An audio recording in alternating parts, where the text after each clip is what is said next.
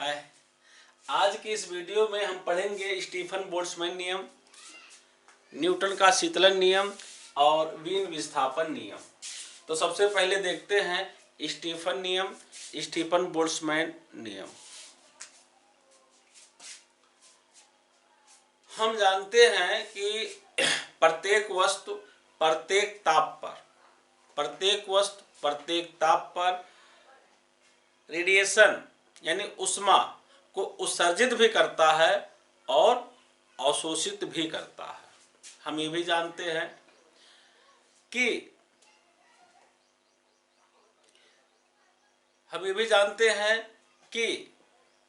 उत्सर्जन दर और अवशोषण दर समान भी हो सकता है और ये असामान भी हो सकते हैं।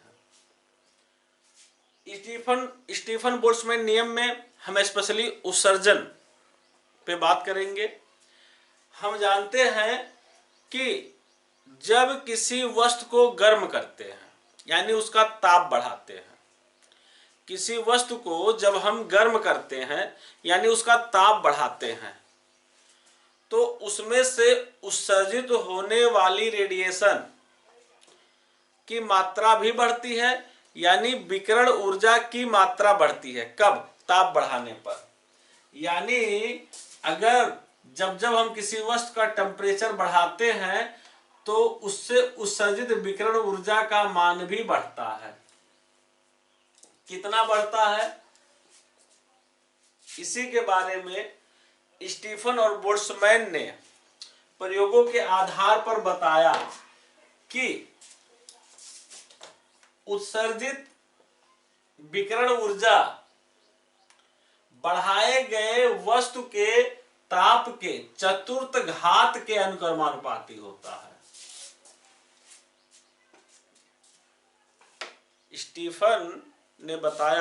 बोल्ट्जमैन ने बताया कि जब हम किसी वस्तु का ताप बढ़ाते हैं, चलिए मान लेते हैं वस्तु का ताप हमने कितना बढ़ाया, T बढ़ाया, तो उससे उत्सर्जित होने वाला विकिरण ऊर्जा बढ़ाए गए ताप के चतुर्थ घात के अनुक्रमानुपाती होता है। इसका मतलब यह हुआ कि यदि किसी वस्तु का ताप हम 2 गुना बढ़ा दें, किसी वस्तु का ताप अगर हम 2 गुना बढ़ा दें तो उत्सर्जित होने वाली उष्मा 2 घाते 4 गुना बढ़ जाती है, मतलब 16 गुना। किसी वस्तु का ताप अगर हम 2 गुना बढ़ाएं तो उत्सर्जित ऊर्जा 16 गुना बढ़ जाती है।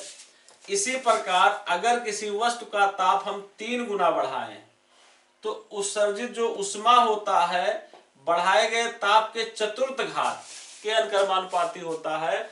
मतलब अगर हम 3 गुना बढ़ाएंगे तो उत्सर्जित ऊर्जा 81 गुना बढ़ जाता है। यही है स्टीफन बोल्ट्जमैन नियम। दूसरा हमारा टॉपिक है न्यूटन का शीतलन नियम।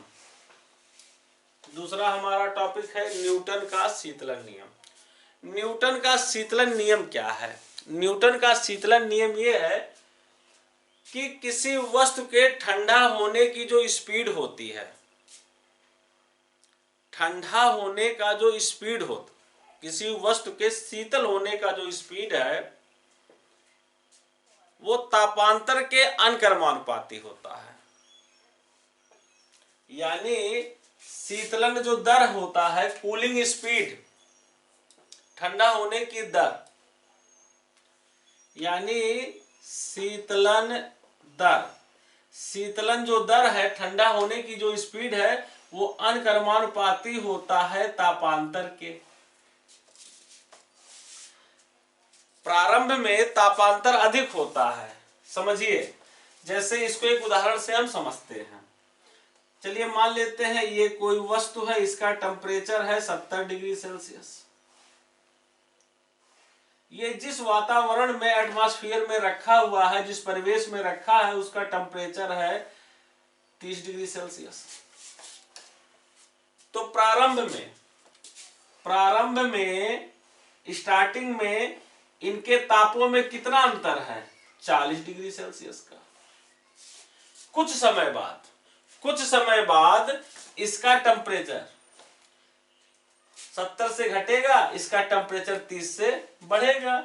यानी कुछ समय बाद, चलिए मान लेते हैं टी समय बाद, ये T1 समय बाद इसका टेम्परेचर 70 से हो गया, घटकर हो गया 65, और इसका 30 से हो गया 35 मान लेते हैं।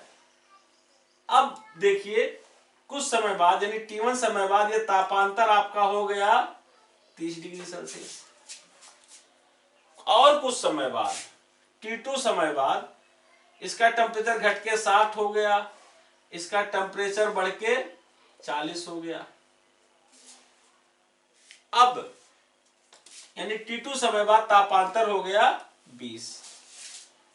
हम देख रहे हैं कि जब किसी गर्म वस्तु को कहीं भी रखा जाए तो वो जिस परिवेश में रखा गया है उस परिवेश का ताप और उस वस्तु का ताप, इनके तापों के बीच जो तापांतर होता है प्रारंभ में अधिक होता है। जैसे जैसे समय व्यतीत होता जाता है तापांतर कम होता जाता है। और न्यूटन का शीतलन नियम कहता है कि ठंडा होने की दर तापांतर के अनुक्रमानुपाती होता है।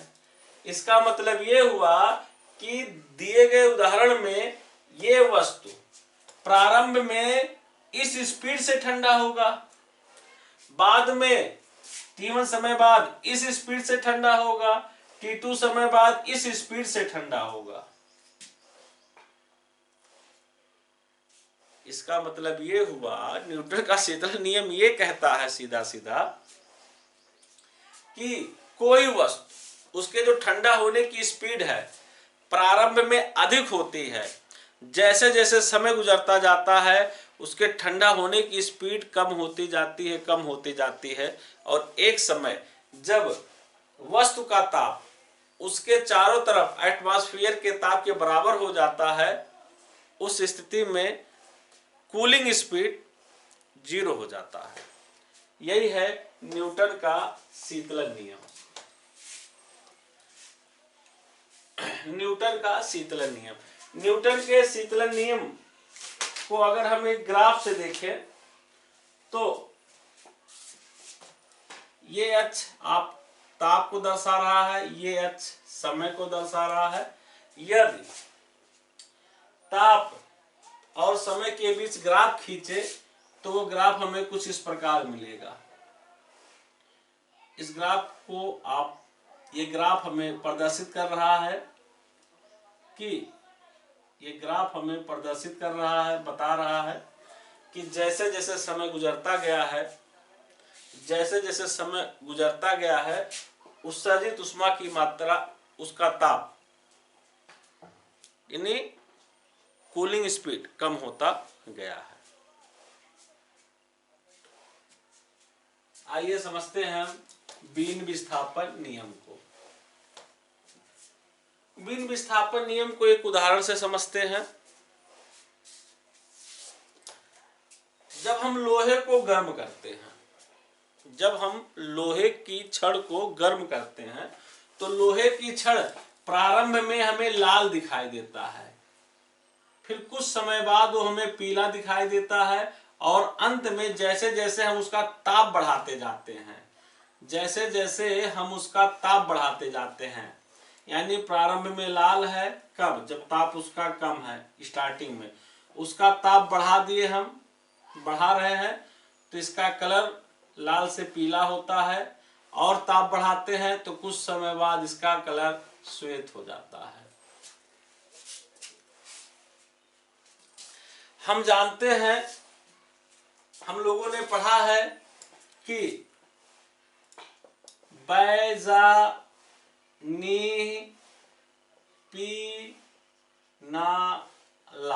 यानी लाल, नारंगी, पीला, हरा, नीला, जामुनी या इसी को आसमानी कहते हैं, और बैंगनी। अंग्रेजी में विबज्योर, विबज्योर।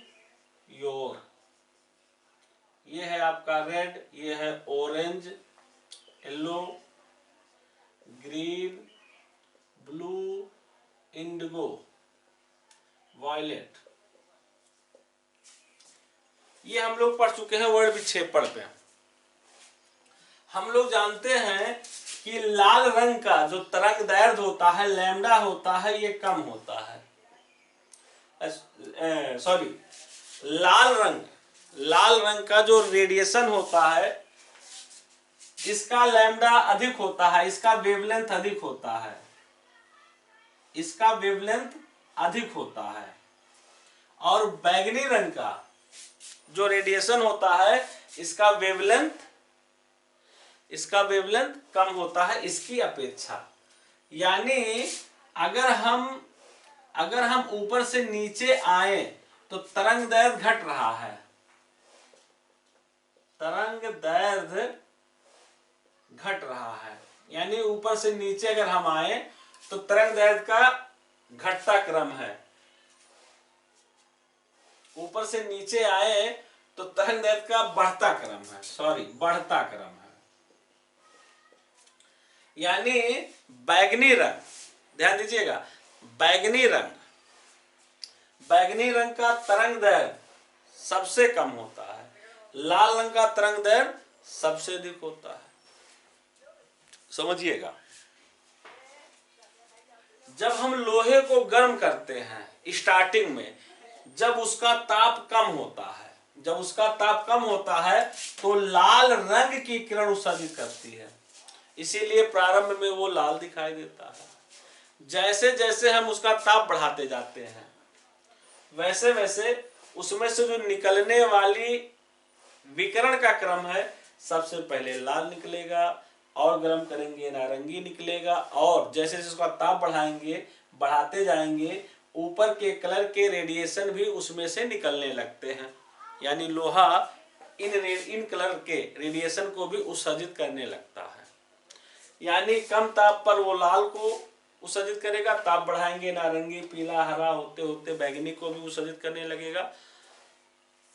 अंत में जब वो इन सारे कलर के रेडिएशन को उत्सर्जित करता है, तो इन सारे कलर को अगर हम मिक्स कर दें तो कलर हमें मिलता है श्वेत।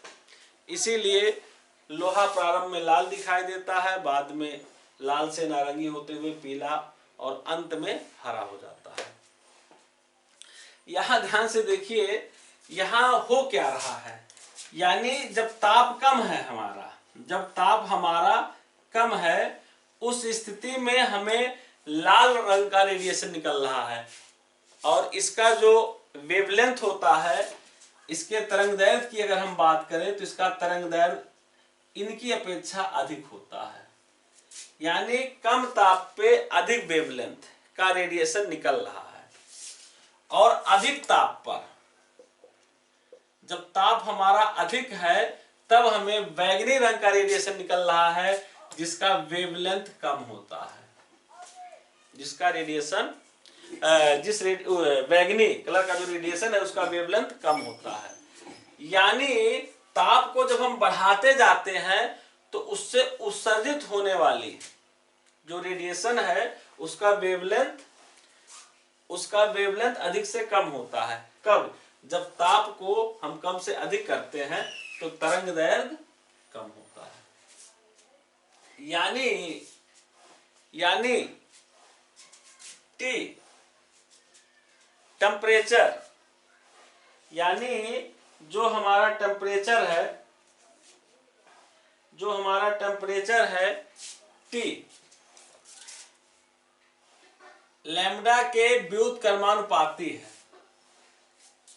यहां देखिए, ताप कम है तो अधिक वेवलेंथ का रेडिएशन निकल रहा है, यहाँ ताप अधिक है तो कम वेवलेंथ का रेडिएशन निकल रहा है। दोनों एक दूसरे के व्युत्क्रमानुपाती हैं। यही है वीन विस्थापन नियम। यानी वीन विस्थापन नियम यह है कि जब किसी वस्तु का ताप हम बढ़ाते जाते हैं, तो उस स्थिति में उससे निकलने वाला जो रेडिएशन है उसका वेवलेंथ विस्थापित होता है। ताप को, और ये विस्थापन ताप के व्युत्क्रमानुपाती होता है। मतलब ताप हम कम से ज्यादा करेंगे तो वेवलेंथ अधिक से कम की ओर विस्थापित होगा। टी अनुक्रमानुपाती 1/λ, या इसी को हम लिख सकते हैं T बराबर, इसी को हम लिखते हैं T बराबर B/λ, जहां B एक नियतांक है, इसे हम मीन विस्थापन नियतांक कहते हैं, या इसी को लिख सकते हैं λT = V। ये जो V है यह एक नियतांक है, इसका मान होता है, मीन विस्थापन नियतांक कहते हैं, इसका मान होता है 2.9 × 10⁻³ यूनिट। इसका इस्तेमाल करके, इसी मीन विस्थापन जो नियम है इसी का इस्तेमाल करके, इसी का प्रयोग करके हम लोगों ने सूर्य के सतह का टेम्परेचर ज्ञात किया है। कितना? 600 केल्विन।